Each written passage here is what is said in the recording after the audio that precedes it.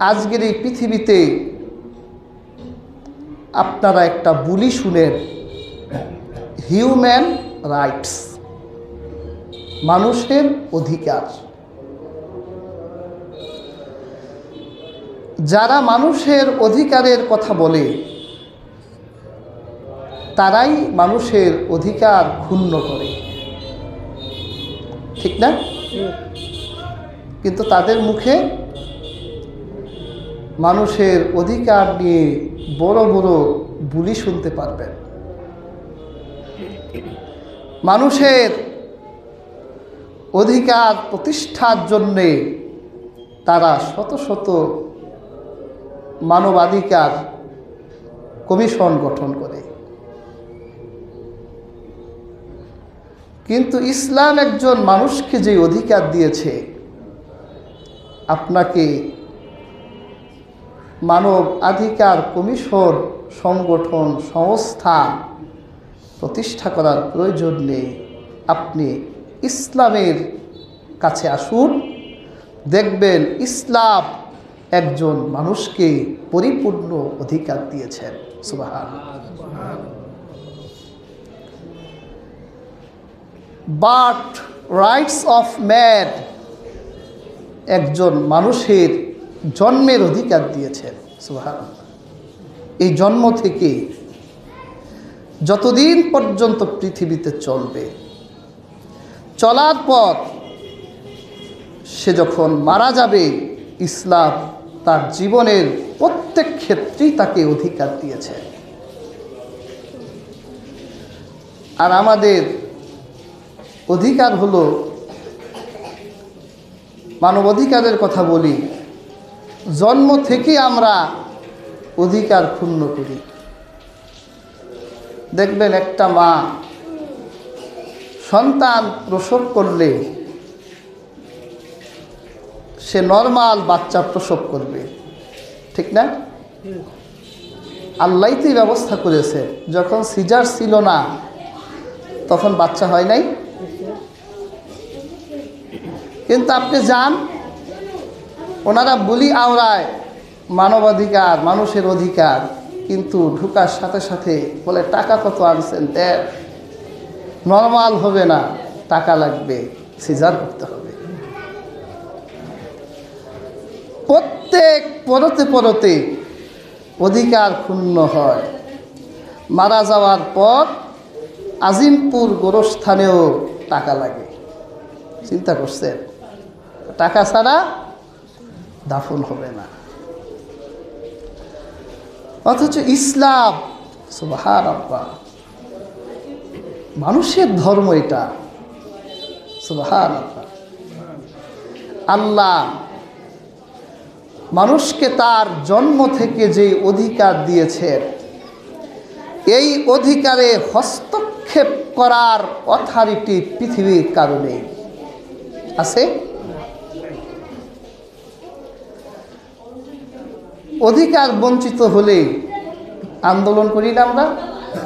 দেখবেন একটা শিশু যদি অধিকার বঞ্চিত হয়, সেও আন্দোলন করে। যদি মা শিশুকে দুগ্ধ পান না করায়, শিশুর অধিকার কি? দুধ খাওয়া। মা যদি ব্যস্ত হয়ে যায় আর শিশুর যদি ক্ষুধা লাগে, দুধ খাওয়ার প্রয়োজন হয়, তখন ওই শিশুর মুখে ভাষা ফুটে নাই, কিন্তু কান্না জুড়ে দেয়, হাত পা নাড়ায়, আমার অধিকার ক্ষুণ্ণ হচ্ছে, মা দ্রুত আসো, দুধ খাওয়াও। একজন মানুষ জন্ম থেকেই ইসলাম তাকে অধিকার দিয়েছে। তো কাজেই আমরা বলবো, এই পৃথিবীতে যারা মানুষের অধিকার প্রতিষ্ঠায় মানবাধিকার কমিশন গঠন করে, তারা পরিপূর্ণ সফলতা দিতে পারবে না। এই পৃথিবীতে একজন মানুষই আছেন যিনি বিশ্ববাসীর মানব অধিকার সফলতার সাথে প্রতিষ্ঠা করে গেছেন। সুবহানাল্লাহ। তিনি রাহমাতুল লিল আলামিন। একজন শিশুর অধিকার কি তিনি বলেছেন? একজন নারীর অধিকার কি তিনি বলেছেন? একজন পুরুষের অধিকার কি তিনি বলেছেন? এমনকি তিনি আকাশে উড়ে যাওয়া পাখির অধিকার প্রতিষ্ঠা করেছেন। আমরা চারদিকে তাকালে যেই লতাপাতা গাছপালাগুলো দেখি, আল্লাহর হাবিব লতাপাতা গাছপালার জন্যেও অধিকার রেখে দিয়ে গেছেন। রাখছেন না? রাসূলুল্লাহর কাছে এক সাহাবী কিছু পাখির ছানা ধরে নিয়ে এসেছে। রাসূলুল্লাহ দেখলেন পাখির মা আকাশে সন্তানের জন্য পায়চারি করছে। আল্লাহর হাবিব বললেন, এই ছানাগুলো যেখান থেকে তুমি এনেছ, যাও ওখানে গিয়ে ছানাগুলো রেখে আসো।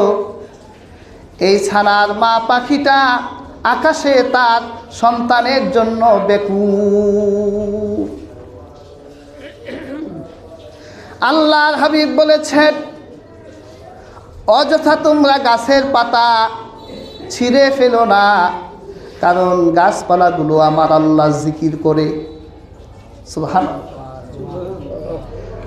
আল্লাহর হাবিব যেখানে গাছপালা, তরুলতা, পাখি, পশু এগুলোর অধিকার প্রতিষ্ঠা করেছেন, সেখানে কি মানুষের অধিকার প্রতিষ্ঠা করেছেন না? করেছেন। কিন্তু আমরা জানি না মানুষের অধিকার, বুঝি না। সেজন্য পেয়ার হাজিরিন, আমাদের দ্বারাই মানবাধিকার লঙ্ঘন হয়। ইসলাম মানুষের 5টি মৌলিক অধিকার দিয়েছে। কয়টা?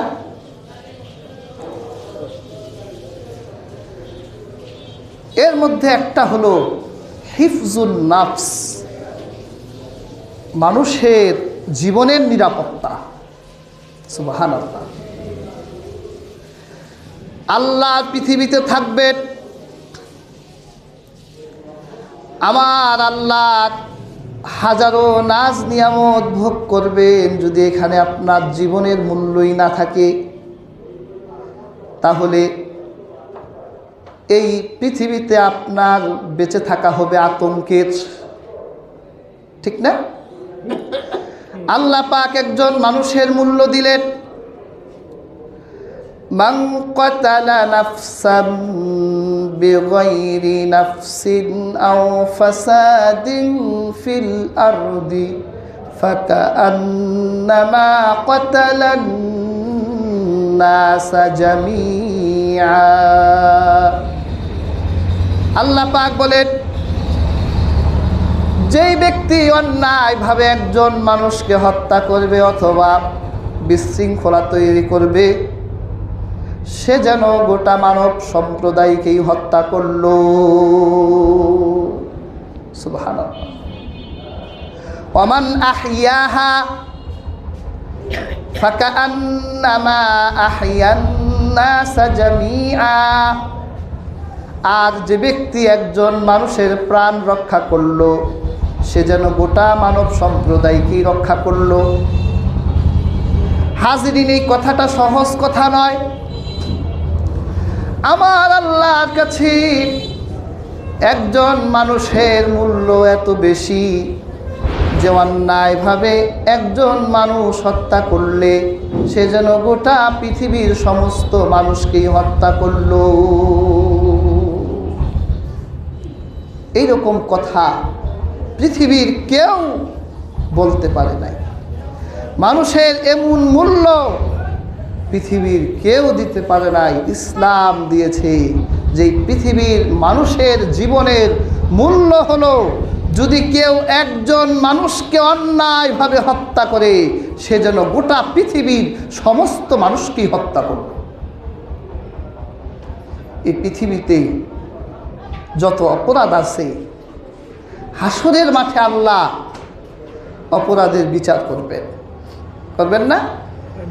আল্লাহ হাসরের মাঠে প্রথম বিচারটা করবে হত্যার বিচার। কিসের বিচার? কারণ এই পৃথিবীর প্রথম পাপ হয়েছিল হত্যা।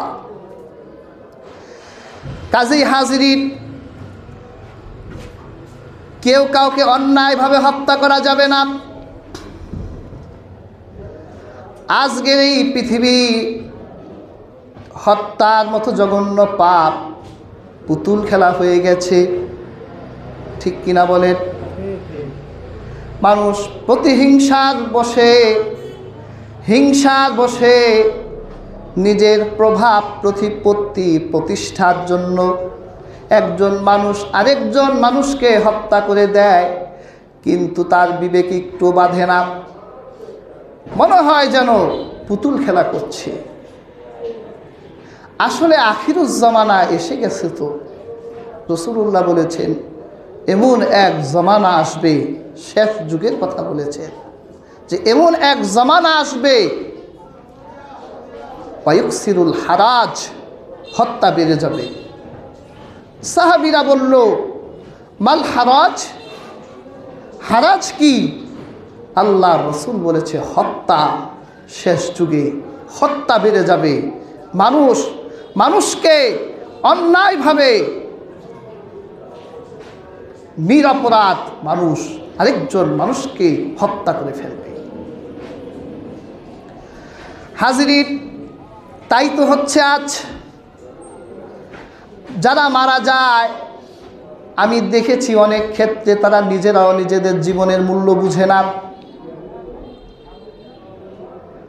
দেখবেন অনেকে রাজনীতি করতে গিয়ে মারা যায়,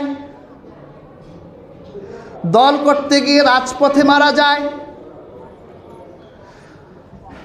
চিন্তা করেছে আমি যদি মারা যাই তাহলে দল আমাকে একটা উপাধি দিবে, অথবা রাষ্ট্র আমাকে একটা উপাধি দিবে, বীর উত্তম, বীর শ্রেষ্ঠ, এইরকম উপাধি দিবে। তুমি মনে রেখো, তোমার এই মৃত্যু যদি আল্লাহর জন্যে না হয়, তোমার দলের জন্যে হয়, তোমার রাজনীতির জন্যে হয়, তাহলে তুমি মনে রেখো তোমার এই মৃত্যু হলো ব্যর্থ মৃত্যু। এই মৃত্যুর দাম আমার আল্লাহর কাছে নাই। যাদের কারণে তুমি মারা যাও তারা তোমার মৃত্যুর পর তোমার বউ বাচ্চাদের জন্য 4 আনার কিছুই করে না, শুধু একদিন শোক প্রকাশ করে একদিন মিলাদ পড়াইয়া তোমারে ভুলে যায়। আর তোমার এই জীবনটা যদি তুমি আল্লাহর জন্য দিতে, এই পৃথিবীর মানুষ তোমার জন্য দোয়া নাও করলে আমার আল্লাহর কাছে তুমি শহীদ হয়ে যেতে। এই নোংরা জিনিসে জীবন দিয়ে না, এই জীবনের দাম অনেক অনেক বেশি। আমার কাছে গতকালও কিছু লোক আত্মহত্যার বিষয়ে প্রশ্ন করেছে। আত্মহত্যা করলে কবিরা গুনাহ হয়। রাসূলুল্লাহ বলেছেন আত্মহত্যাকারী জাহান্নামে প্রবেশ করবে। যেই মানুষ যেভাবে আত্মহত্যা করবে, যদি কেউ পাহাড় থেকে লাফ দেয়, আল্লাহ পাক তাকে জাহান্নামের ভিতরে একটা পাহাড় বানাই দিবেন। দুনিয়ায় তো জীবন দিয়েছিলাম, জীবনকে মূল্যায়ন করলি না, এইবারে পাহাড় থেকে লাফ দিয়ে তুই আত্মহত্যা কর। আবার আত্মহত্যা করবে, আল্লাহ পাক আবার জীবন দিবেন, আবার আত্মহত্যা কর, আবার জীবন দিবেন, আবার আত্মহত্যা কর। এইভাবে আল্লাহ পাক জাহান্নামের ভিতরে ওকে পাহাড় থেকে লাফ দেওয়াবে। যদি কেউ গলায় ফাঁস দেয়, কি বলেন, কষ্ট আছে না ফাঁস দিলে? আল্লাহ পাক জাহান্নামের ভিতরে ওকে বলবে, গলায় ফাঁস দে, জীবনের মূল্য বুঝলি না। জাহান্নামের ভিতরে আবার গলায় ফাঁস দিবে, কষ্ট অনুভব করবে, আবার জীবন দেওয়া হবে, আবার ফাঁস দে। এইভাবে আল্লাহ পাক জাহান্নামের ভিতরে ফাঁস দেওয়াতে থাকবে। আত্মহত্যা করা যাবে না। আত্মহত্যা করলে জাহান্নাম নিশ্চিত, জাহান্নামে যেতেই হবে। এরপর যদি ঈমান থাকে তো আল্লাহ পাক হয়তো একদিন দয়া করতেও পারে। আর মনে রাখবেন, যে ব্যক্তি আত্মহত্যা করে আল্লাহর দেওয়া জীবনকে যার কাছে মূল্যায়ন হয় না, তার জানাজায় মুত্তাকি কোনো ইমাম অংশগ্রহণ করবে না। তার জানাজায় সমাজের সুশীল, সমাজের ভালো লোকরা, যারা সমাজে সম্মানী লোক, তারা কখনো তার জানাজায় হাজির হবে না। তারই মৃত্যু, যেহেতু সে তার জীবনকে মূল্যায়ন করেনি, তার জানাজা সমাজের অন্য মানুষরা দিবে, সাধারণ মানুষরা দিবে। কোনো আলেম উপস্থিত হবে না, কোনো ইমাম যাবে না, কোনো সম্মানী লোকও যাবে না। চিন্তা করছেন মানুষের জীবনের মূল্য কত? আল্লাহ মানুষের জীবনের নিরাপত্তা দিলেন, যে একজন মানুষকে অন্যায়ভাবে হত্যা করলো, সেজন্য পৃথিবীর সমস্ত মানুষকে হত্যা করলো। আর যে একজন মানুষের জীবন রক্ষা করলো, সেজন্য গোটা মানব জাতিকেই রক্ষা করলো। সুবহানাল্লাহ। তাহলে ইসলাম মানুষের জীবনের মূল্য দিয়েছে। পেয়ার হাজিরিন, অনেকেই আমাদেরকে বলে ইসলাম হত্যার ধর্ম, খালি হত্যার কথা বলে।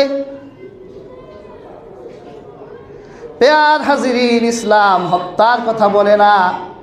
ইসলাম শুধু কিছু অপরাধীর জন্য হত্যার দণ্ড দিয়েছেন।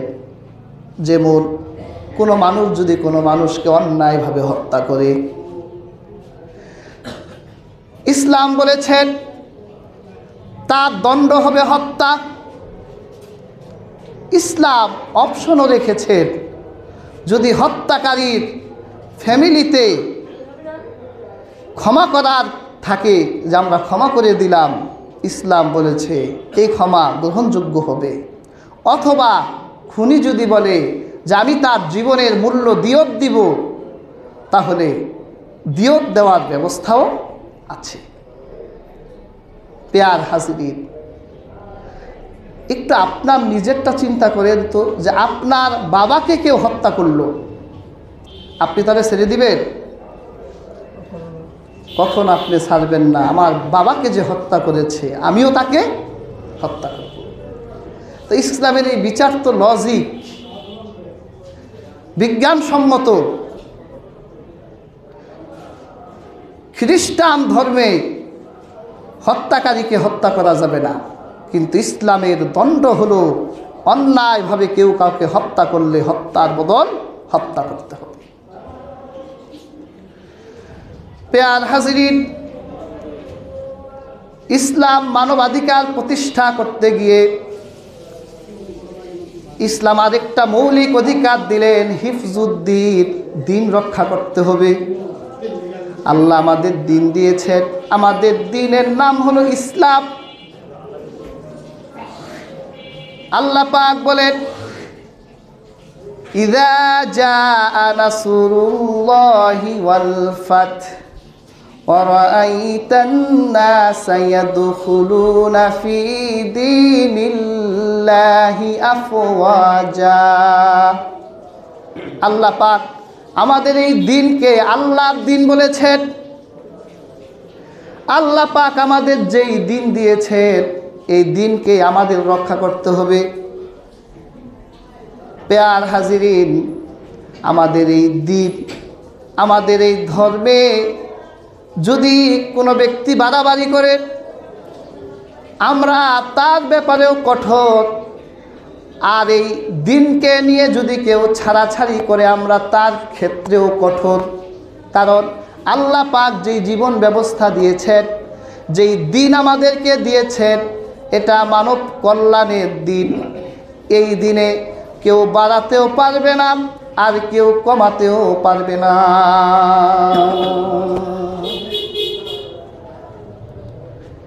এই জন্য ইসলাম দিন রক্ষাটা আমাদের মৌলিক মানব অধিকারের অন্তর্ভুক্ত রেখেছে।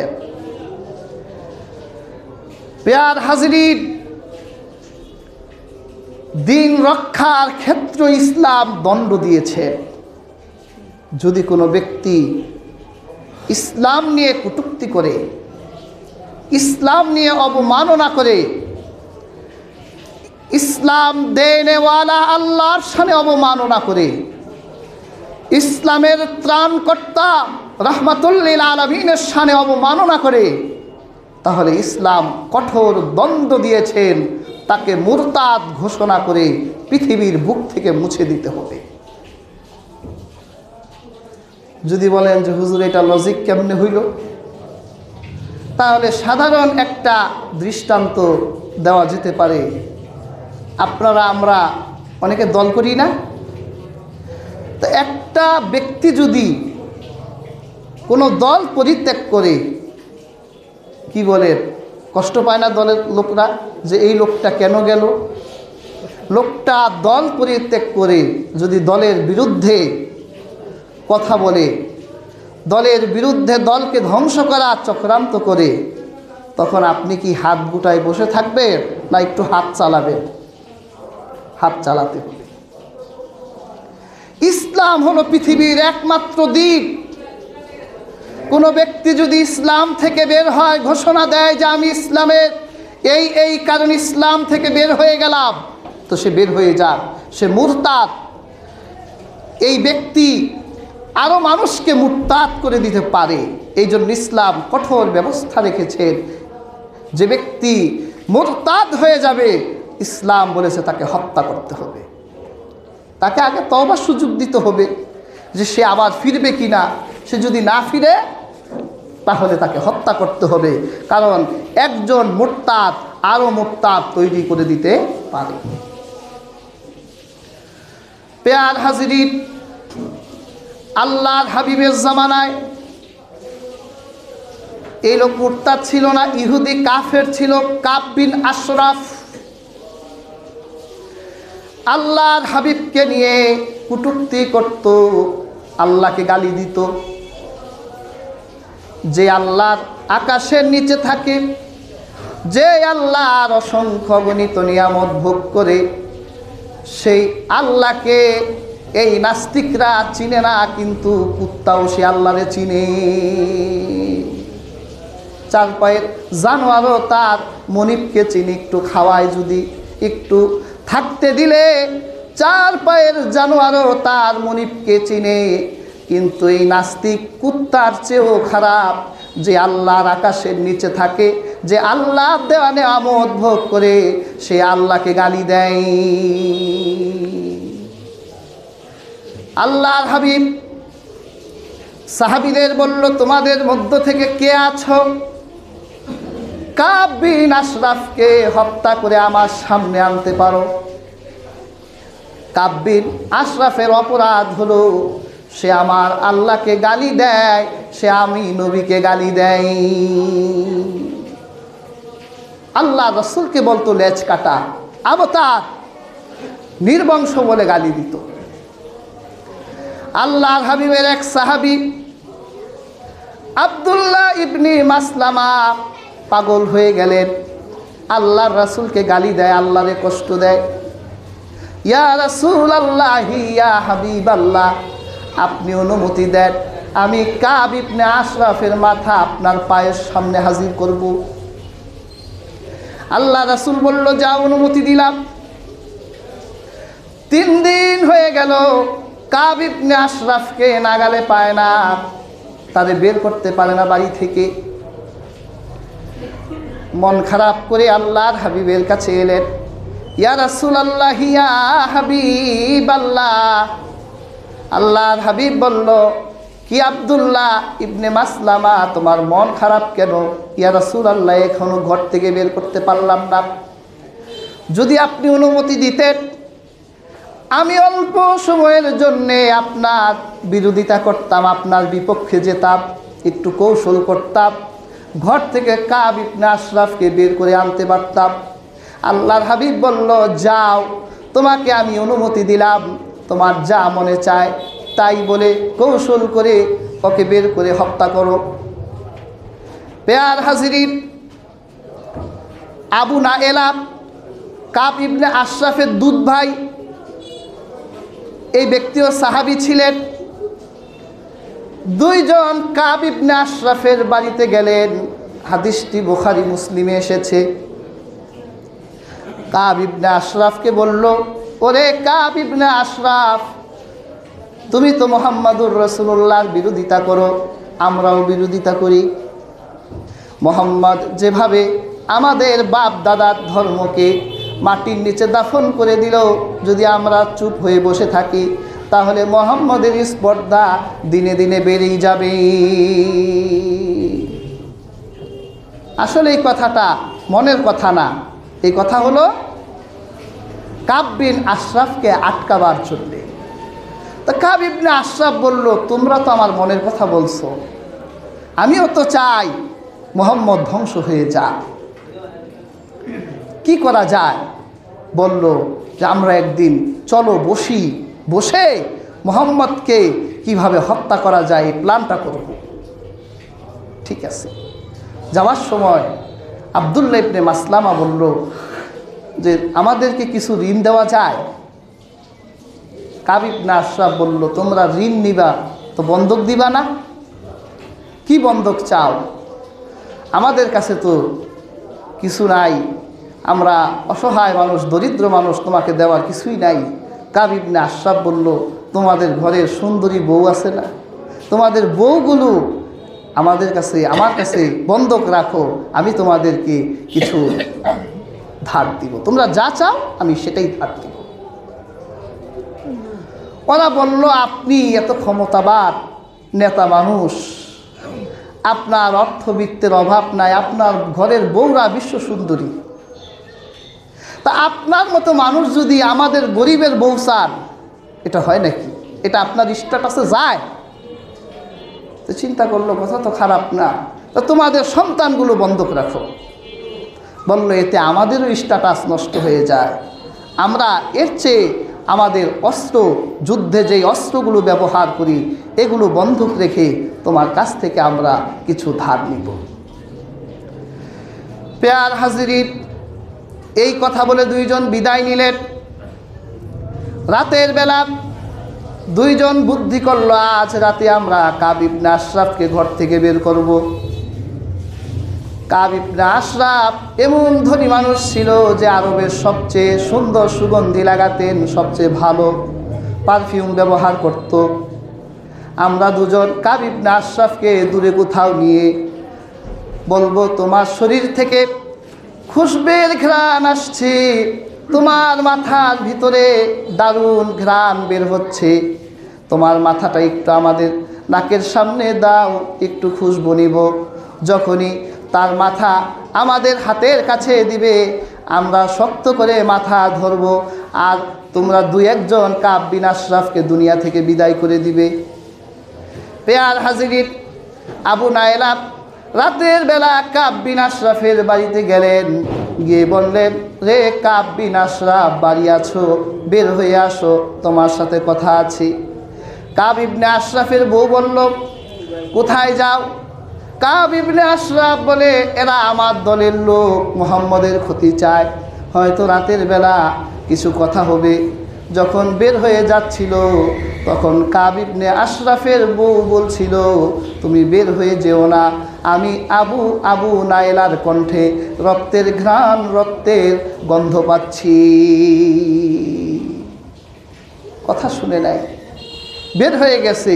দূরে যাওয়ার পর আবু নায়েলা বলল, তোমার মাথা থেকে দারুণ সুন্দর পারফিউমের ঘ্রাণ আসতেছে। বলে, দেখো, মাথা নিচু করা হয়েছে। হযরত আব্দুল্লাহ ইবনে মাসলামা শক্ত করে ধরে ওকে পৃথিবী থেকে বিদায় করে দিয়েছে। ওর মাথা কেটে রাহমাতুল্লিল আলামিনের কাছে আনা হলো। ইয়া রাসূলুল্লাহ, ইয়া হাবিবাল্লাহ, যেই ব্যক্তি আপনাকে গালি দিত, আল্লাহকে গালি দিত, যে আপনাকে কষ্ট দিত, যে দিনকে ধ্বংস করার ষড়যন্ত্র করত, আপনার শত্রুকে পৃথিবীর বুক থেকে মুছে দিয়েছি। প্যার হাজিরিন, আল্লাহ দিনকে রক্ষা করার জন্যে এইরকম ইমানদারেরও দরকার আছে। আল্লাহ দিন নিয়ে যে যা বলবে তা কখনো মেনে নেওয়া হবে না।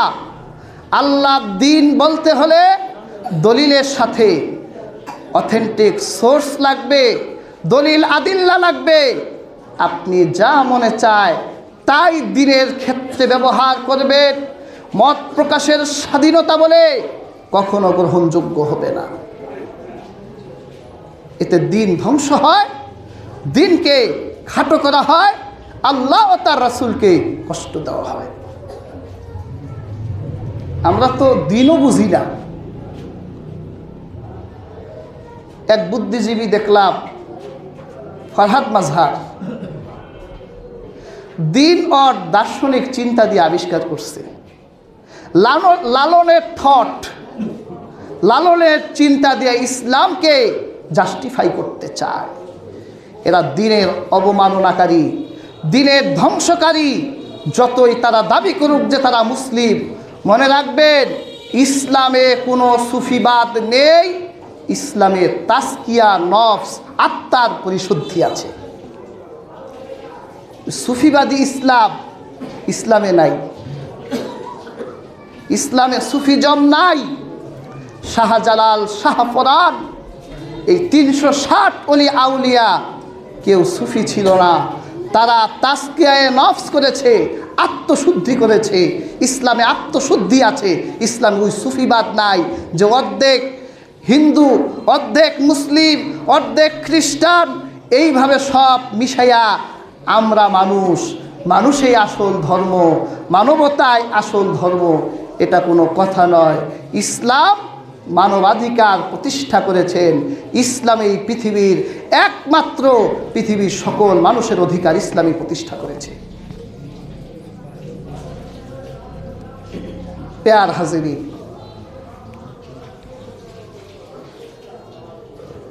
মানবাধিকার প্রতিষ্ঠা করতে হলে ইসলাম মৌলিক অধিকার দিলেন হিফজুন নফস, মানুষের নিরাপত্তা, হিফজুদ্দিন, আল্লাহ দ্বীনের নিরাপত্তা। এরপর ইসলাম মানুষের অধিকার প্রতিষ্ঠায় দিলেন হিফজুল আকল, মানুষের বিবেকের নিরাপত্তা। কারণ এই বিবেক থেকেই সব কিছু আসবে। একজন মানুষ মানুষ কেন বলা হয়? বিবেকের কারণে মানুষ বলা হয়। দেখেন না, একটা কথা আছে, পৃথিবীর সবচেয়ে বড় আদালত হলো মানুষের বিবেক। ইসলাম হলো বিবেকের ধর্ম। ইসলাম বিবেক বুদ্ধিকে প্রাধান্য দিয়েছেন, আকলকে প্রাধান্য দিয়েছেন। যার ভিতরে আকল আছে, বুদ্ধি আছে, সে ব্যক্তি মানুষের অধিকার প্রতিষ্ঠা করতে পারবে। কিন্তু হাজিরিন, আজকে এই আকল, আমরা মূর্খ সূর্খ মানুষ দূরের কথা, আমরা তো দেখি যে মানুষের এই আকল, এই বিচার বুদ্ধি, বিচার বিশ্লেষণ যেখান থেকে হয় সেখানেও আজকে বিচার বুদ্ধি নেই। দোয়া করে আমার ছেলে উকিল হচ্ছে, এটা তো উকিল হচ্ছে না, এটা চোর হচ্ছে, বাটপার, সিটার হচ্ছে। ন্যায়ের পক্ষেও পয়সা, অন্যায়ের পক্ষেও পয়সা, সত্যকে বিজয় করতেও পয়সা, মিথ্যাকে বিজয় করতেও পয়সা। তো উকিল হইল কেমনে? এ লোক বিচারক কিভাবে হয়? অথচ ইসলামে একজন বিচারকের মর্যাদা এত দেওয়া হয়েছে, আল্লাহ রাসূল বলেছেন এই পৃথিবীর এক একজন বিচারক হলো আমার আল্লাহর ছায়া। সুবহানাল্লাহ। হুজুর দোয়া করেন ছেলেরে কিন্তু জজ ব্যারিস্টার বানাইতেছি। তোমার এই জজের মাথায়ও বিচার বুদ্ধির ন্যায় নীতি নাই, তোমার এই ব্যারিস্টারেরও ন্যায় নীতি নাই। ইসলাম দিয়েছে, কি সুন্দর দিয়েছে, সুবহানাল্লাহ। হযরত ওমর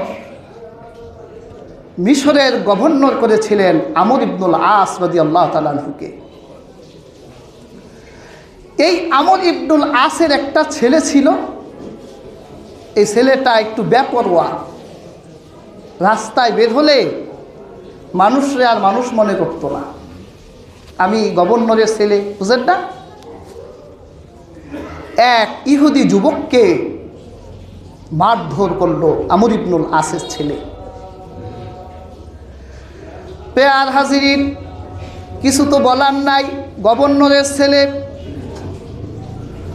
মার খেয়ে হজম করার অভিপ্রায় এমন সময় শুনলেন মদিনার মসনদে হযরত ওমর ইবনুল খাত্তাব বিচার বসায়। হযরত ওমরের আদালতে রাতের অন্ধকারের অপরাধীকে যে শাস্তি দেওয়া হয়, দিনের প্রকাশ্য অপরাধীও একই শাস্তি পায়। শাস্তির ক্ষেত্রে তিনি তারতম্য করেন না কে কার ছেলে। যুবকটা চিন্তা করলো, একবার মদিনায় যাই। মিশর থেকে 17 দিন পথ পাড়ি দিয়ে মদিনায় আসলেন হযরত ওমরের কাছে। আমিরুল মুমিনিন মিশরের গভর্নর আমর ইবনুল আসের ছেলে আমাকে অন্যায়ভাবে মারধর করেছে বিচারহীনতায়। আমি যখন নীরব নিস্তব্ধে সহ্য করছিলাম, আপনার কথা মনে হলো, এই জন্য 17 দিন পথ পাড়ি দিয়ে আমি সেই সুদূর মিশর থেকে মদিনায় চলে এসেছি। হযরত ওমর আর দেরি করলেন না, সাথে সাথে চিঠি পাঠালেন, আমর ইবনুল আস, দ্রুত তুমি মদিনায় আসো সন্তান নিয়ে। সুবহানাল্লাহ। আর আমরা খুন করে গুম করে এরপর বলি, তোর কোনো বাপ থাকলে নিয়ে আসিস। ওই এমপির ছেলে আমার বন্ধু, ওই চেয়ারম্যানের ছেলে আমার বন্ধু, তোর কোনো বাপের বাপ থাকলে নিয়ে আসিস, কিচ্ছু ছিটতে পারবি না। ওই চেয়ারম্যান বাপেও, ওই এমপি বাপেও চুপ করে বসে থাক, কিচ্ছু হবে না। আর ওমর চিঠি দিয়েছেন, তোমার অপরাধী ছেলে আসবেই তো, তোমাকে আসতে হবে। দেরি করে নাই, আমর ইবনুল আস ছেলে নিয়ে ওমরের আদালতে হাজির হয়ে গেছে। হযরত ওমর অপরাধী ছেলের বিচার করলেন, তোমাকে যেইভাবে মেরেছে তুমি ওইভাবে মারো।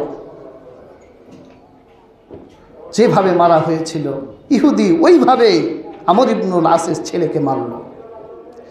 এরপর হযরত ওমর জাস্টিস করলেন, ঘোষণা দিলেন, শুনে রাখো, ইসলাম এমন এক ন্যায়ের ধর্ম, এমন এক বিচার ব্যবস্থার নাম, মায়ের পেট থেকে যেইভাবে স্বাধীনতা নিয়ে একটা শিশু জন্মগ্রহণ করে, ইসলামে প্রত্যেকটি নাগরিক মায়ের পেট থেকে জন্ম নেওয়ার মতো স্বাধীন হয়ে বসবাস করবে।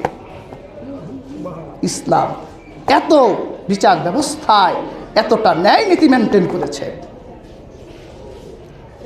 মায়ের বুকে যেমন, মায়ের কুলে একটা শিশু যেমন স্বাধীন, ইসলামের কুলে পৃথিবীর প্রত্যেকটা মানুষ তেমনই স্বাধীন।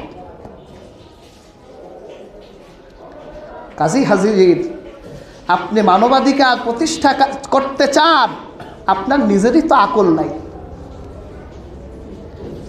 ট্রাম্প দেখবেন বছরে বছরে মানবাধিকার কমিশনদের মাধ্যমে পৃথিবীর মানুষের ডাকায়।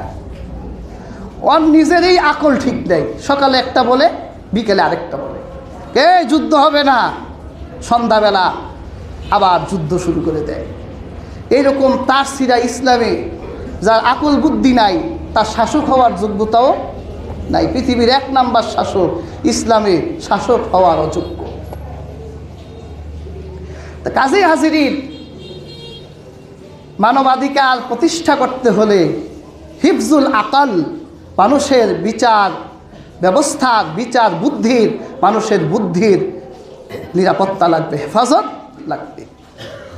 আরেকটা হলো মানবাধিকার প্রতিষ্ঠা করতে গেলে লাগবে হিফজুল নাসল, আপনার বংশের নিরাপত্তা। যদি আপনি বংশ রক্ষা না করেন, মানুষের জন্মের পবিত্রতা যদি না থাকে, তাহলে এই পৃথিবীতে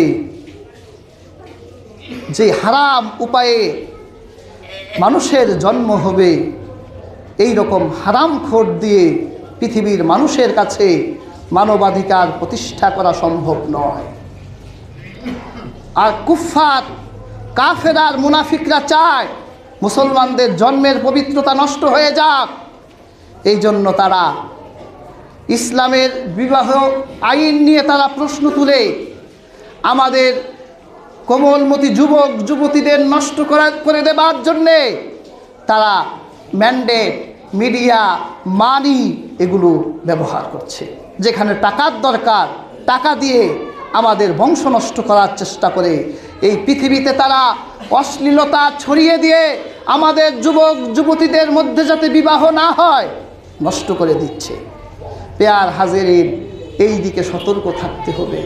আমাদের এই পার্শ্ববর্তী রাষ্ট্রের হিন্দুদের একটা সংগঠন আছে, যারা আমাদের এই বাংলাদেশে এখন খুব তৎপর। তাদের একটা মিশন হলো মুসলিম মেয়েদেরকে তাদের সাথে সম্পর্ক করে তাদের পেটের ভিতরে হিন্দু বাচ্চা যাতে জন্ম হয়, এই রকম একটা সংগঠন তাদের আছে। যারা স্কুল বিশ্ববিদ্যালয়ে আমাদের মেয়েগুলো যখন পড়ে, ওই গার্মেন্টসে আমাদের মেয়েগুলো যখন কাজ করতে যায়, তখন তাদের এই সংগঠনের হিন্দু যুবকরা আছে, এদের সাথে সুসম্পর্ক করে, গুড রিলেশন করে। এদের টার্গেট হলো প্রত্যেক মুসলিম মেয়েদের পেটে তাদের হিন্দুদের বাচ্চা জন্ম দেওয়া, বংশ নষ্ট করে দেওয়া। এই রকম হাজারো ইতিহাস আপনি সার্চ দেন, দেখবেন এইরকম হাজারো ইতিহাস এই মাটিতে। আমাদের মেয়েরা তাদের হাতে নির্যাতনের শিকার হবার পর ফেসবুক লাইভে এসে এরা সত্য প্রকাশ করছে যে আমাদের সাথে এইভাবে সম্পর্ক করে আমাদের পেটে বাচ্চা জন্ম দেওয়ার পর আমাদেরকে তারা ছেড়ে দিয়েছে। কাজেই হাজরিন, মানবাধিকার ইসলাম দিয়েছে, এই জন্য বংশীয় নিরাপত্তার কথা ইসলাম বলেছে। সর্বশেষ কথা হলো, ইসলাম মানুষের মানবাধিকার প্রতিষ্ঠা করতে গিয়ে ইসলাম বলেছেন হিফজুল মাল, তোমার সম্পদের নিরাপত্তাও লাগবে। তুমি যেই সম্পদ কামাই করো, এই সম্পদে যাতে চাঁদাবাজ না আসে, পিস্তল না ঠেকায়, সম্পদ কামাবার চাঁদা দিবা না। ইসলাম বলেছে এই রকম যাতে না হয়। যে অর্থ কামাবে তার অর্থের নিরাপত্তা দিবে ইসলামী রাষ্ট্র। ইসলাম তার সম্পদ উপার্জনের নিরাপত্তা দিবে। তাহলে অবৈধ উপায়ে কেউ সম্পদ উপার্জন করতে পারবে না। কাজেই হাজরিন, এই 5টি মৌলিক অধিকার আজকে আলোচনা করলাম। এর মাধ্যমে প্রতীয়মান হয় যে পৃথিবীতে ইসলামেই একমাত্র মানুষের অধিকার প্রতিষ্ঠা করেছে। আল্লাহর হাবিব রহমাতুল্লিল আলামিন হলো মানবাধিকার প্রতিষ্ঠার সফল ব্যক্তি। আজকে এই পৃথিবীতে যারা বুলি আওড়ায়, মানব অধিকার প্রতিষ্ঠার কথা বলে, দেখবেন তারাই মানুষের অধিকার ক্ষুণ্ণ করছে, তারাই অন্যায়ভাবে মানুষ হত্যা হয়। সেই হত্যাকারীর বিপক্ষে তারা দাঁড়ায়, হত্যাকারীর পক্ষে দাঁড়িয়ে তারা কখনো ইসরায়েলি সন্ত্রাসীদের বিরুদ্ধে হুঙ্কার ছাড়তে পারে না। আবার তারাই বলে আমরা মানবাধিকার প্রতিষ্ঠা করতে এসেছি। এই পৃথিবীতে হাজার হাজার শিশু, নারী, কন্যা ক্ষুধার যন্ত্রণায় তারা যুদ্ধে আহত হয়েছে, বাড়িঘর তাদের ধ্বংস হয়ে গেছে। ক্ষুধার কারণে এই পৃথিবীর মানুষের কাছে তারা খাদ্য চায়, কিন্তু এই মানবাধিকার কমিশনের বলি আওড়ানো লোকগুলো তাদের কাছে কখনো এক গ্লাস পানি নিয়েও যায় না। আবার কথা জুড়ে দেয় আমরাই মানবাধিকার প্রতিষ্ঠা করতে চাই। মনে রাখবেন, এরা ধূর্ত প্রতারক। মানবাধিকার প্রতিষ্ঠার নামে মানুষের অধিকার ক্ষুণ্ণ করার জন্য কমিশন গঠন করেছে। যদি পৃথিবীর মানুষ তার অধিকার ফিরে পেতে চায়, তাহলে অবশ্যই তাকে রহমাতুল্লিল আলামিনের প্রণীত ইসলামের ছায়াতলে এসেই সে তার অধিকার পাবে। একটা শিশু থেকে শুরু করে সেই মৃত্যু পথযাত্রী ব্যক্তির জন্যে ইসলাম অধিকার রেখেছেন। কাজেই হাজরিন, আমরা চলুন ইসলামের দিকেই ফিরে যাই, ইসলামের কাছেই ফিরে আসি। ইনশাআল্লাহ ইসলাম আমাদেরকে মানবতা শিক্ষা দিবে, মানবিক হতে শিখায়। আল্লাহ তাআলা তৌফিক দান করুন। যারা সুন্নত পড়েননি, সুন্নত